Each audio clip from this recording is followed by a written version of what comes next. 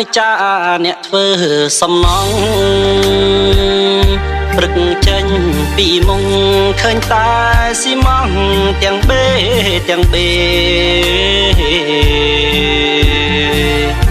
ថ្ងៃឡើងរៀបឥតយប់ចាំងប្លង់សេពេលទំនេរឆ្ងាយពីភ្នែកមេលួចទេទៅស្រីឥឡូវចិត្តដល់ថ្ងៃបើកប្រាំងខែខ្ញុំទេសួរមេឮថាមេ